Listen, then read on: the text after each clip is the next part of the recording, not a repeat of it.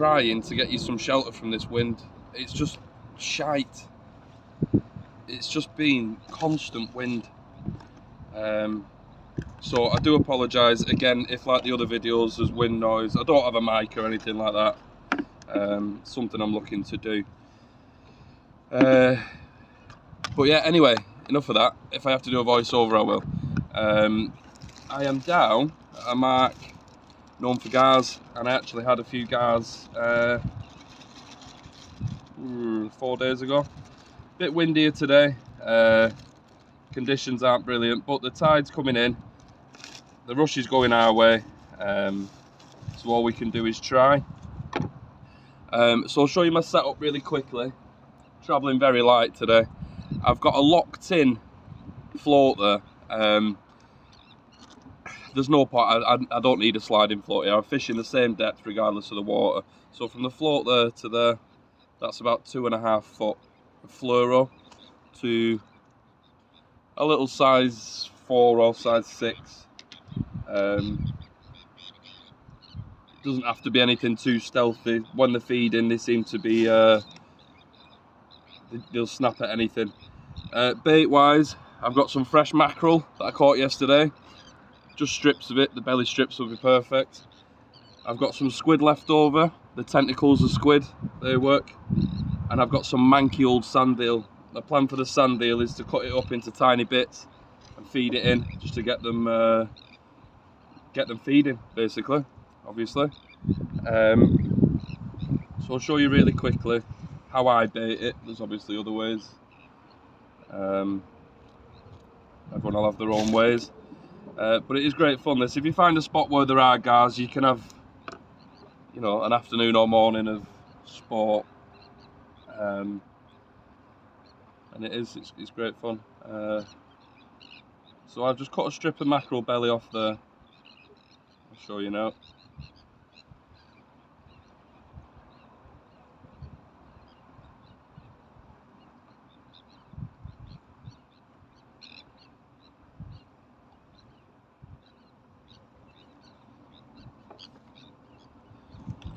So it's literally a little slither of mackerel, and that'll flutter about. I'm just going to pull that over the hook. So yeah, I'm using a little spinning rod, a little spinning reel. If they're about, you usually don't have to wait very long for a bite. So that's all I'm doing with the mackerel and sand eel, is just cutting it into tiny little bits and just chucking a little pinch of it in every now and then to get a bit of scent in the water. A lot of people use bread or ground feed that you'd use for coarse fishing.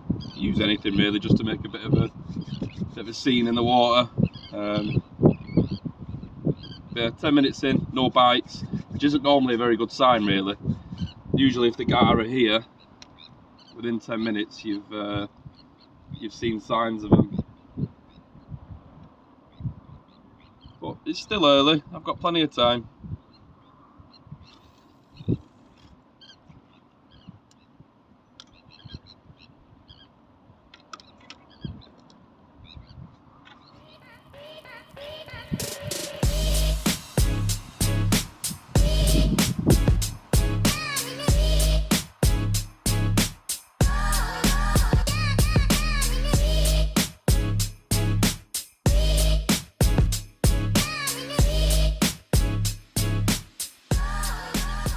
Bait up a squid tentacle, literally thread it on like a worm, and that'll flutter about, hopefully attract something.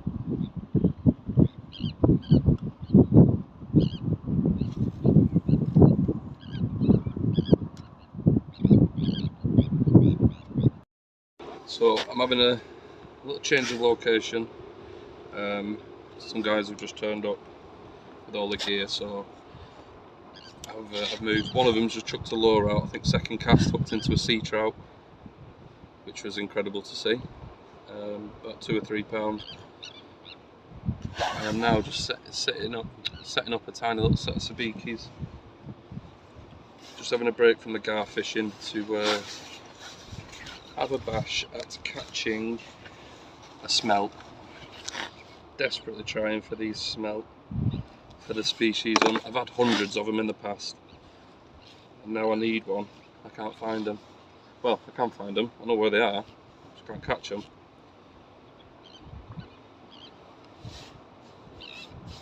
And I know most of the smelt I've caught have been on these tiny sabikis, so I'm going to give them a throw about.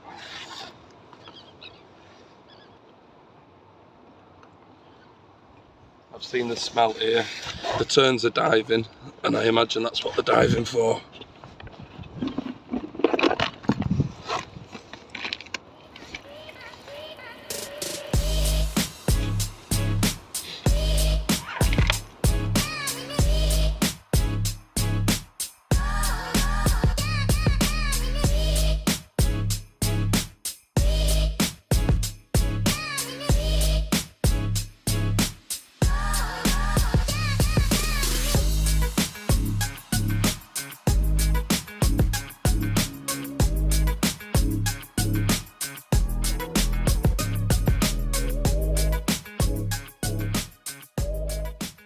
So I've moved again to try and get out of that wind.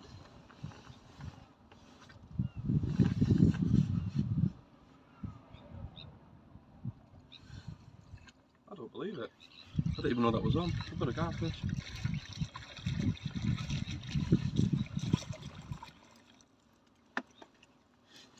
It's not a bad garfish either. Mission accomplished. They are the slipperiest, slimiest. They leave scales like concrete. Come on.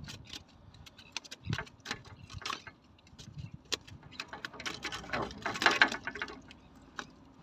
Right, I'll calm him down and then I'll give him you a shot. Oh, there we go. There he is, garfish number one.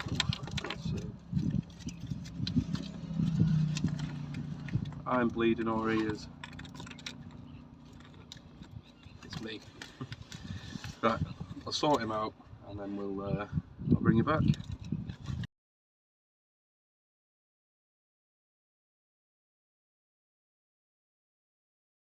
I think what happened there is he took it as I was reeling in because I didn't get any bites, the float didn't move. But it shows that they're here, so I'm getting a fresh little sliver of mackerel on. That was on mackerel, that one. That's what I mean about, I don't know if you'll be able to see it because the sun's behind me, but my hands are covered in gelatinous scales. Right, let's try that again then, see if we can get another one.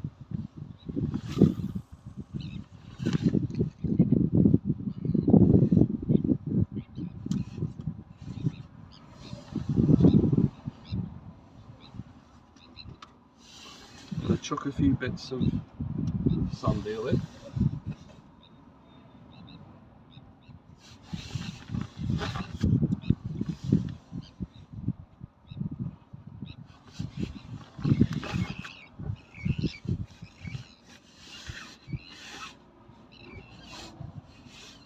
You'll be picking scales off all day when you're done with these.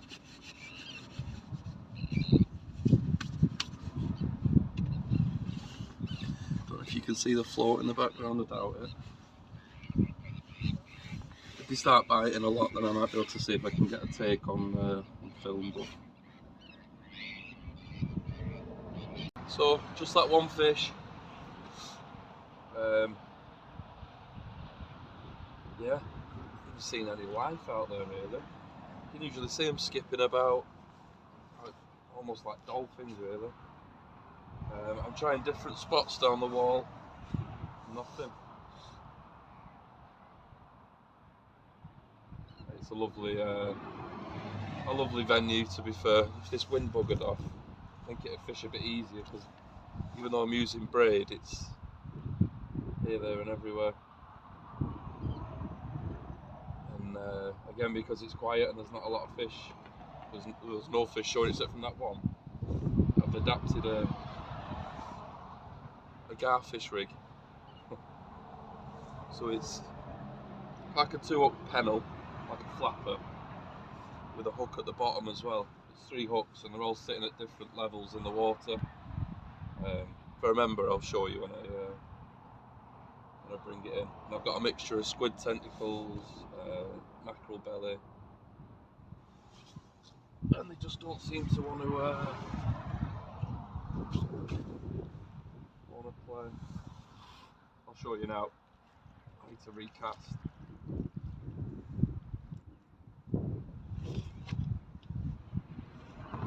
So there's my float, and then I've got 2 snoods coming off, and then one at the bottom with a little weight just to make sure it lands flat and in place.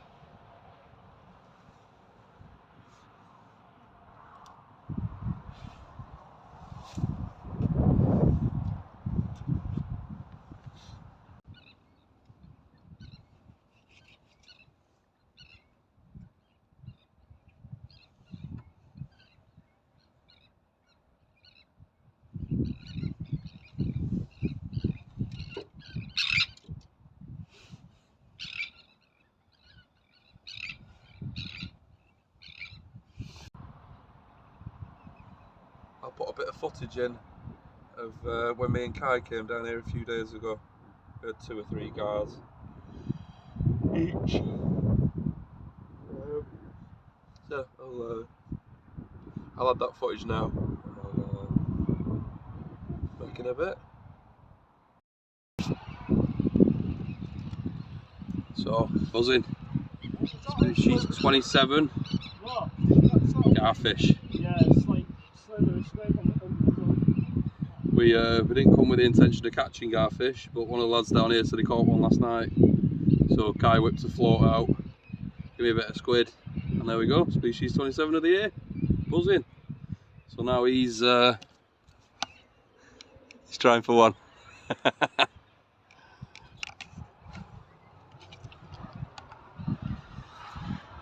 Belting.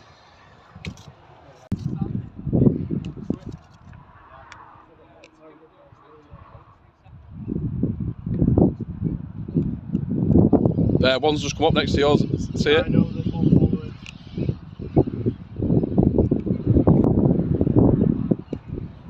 Oh, he's got one on. You got one. You got one. He's tangled in my. Just get the gar in. You're all right. Don't worry. Just drag it in. Oh, I think that's bigger than mine. It is fighting well, yeah. Oh, I've dropped the Wrasse, yeah. I can't tell which way either. There he is. This gar. Bigger than yours. It is actually. So, because the garfish aren't playing, I've put on a lighter snood, slightly longer, size 14 hook, and a bit of that ragworm that I dug a bit ago. And I'm going to try for some minis in the rocks here. I've never fished from this far down, so I'm not sure if there'll be any here or what, but if there is, we'll soon find out, I guess. So there we go, change of tactics, tiny bit of ragworm. Just a little flick.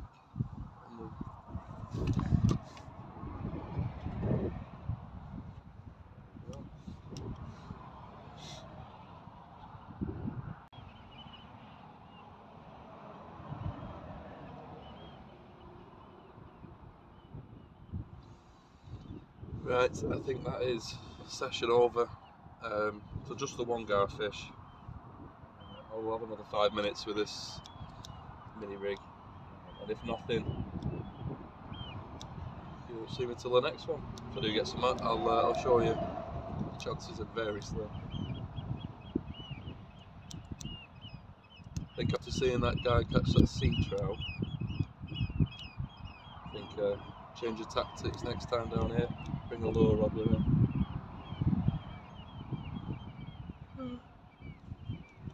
Right, see you in a bit.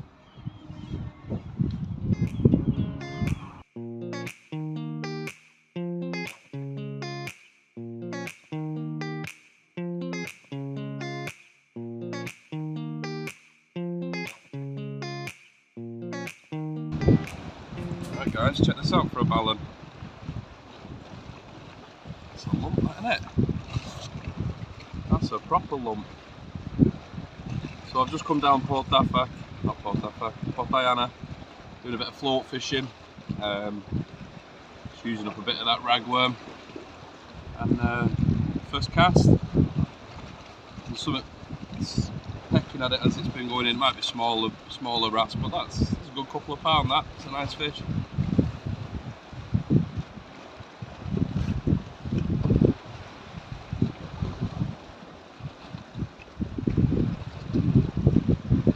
Straight down, buzz in.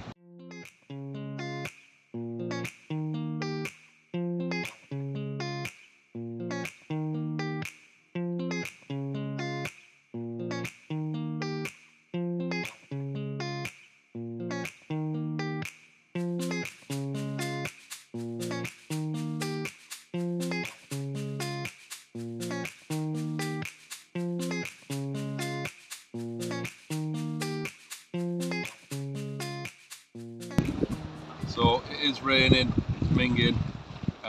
Same float setup as I had on before, just with slightly longer snood on a sliding float this time actually.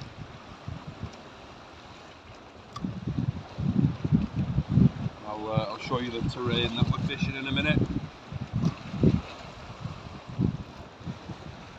It's just something to pass the time, seeing what minis there are, or not even minis. There's some nice wrasse I've had here. So that one was a lovely wrasse.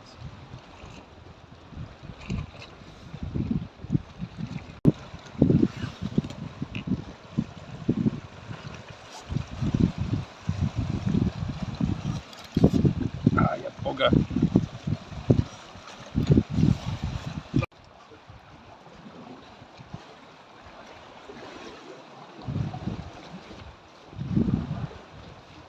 I'm literally now just free lining ragworm with a tiny little freshwater size split shot. Just letting it drift in and around the rocks.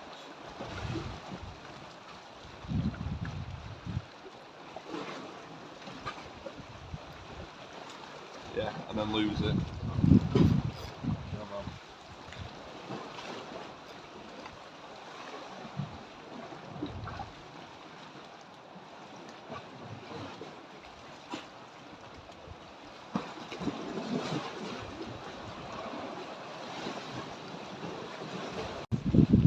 Second, that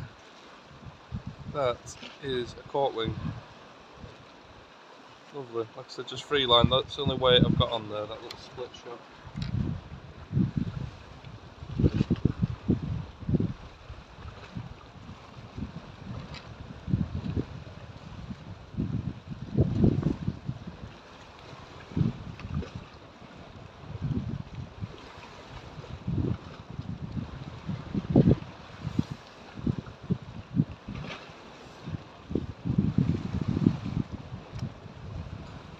Another big ballon.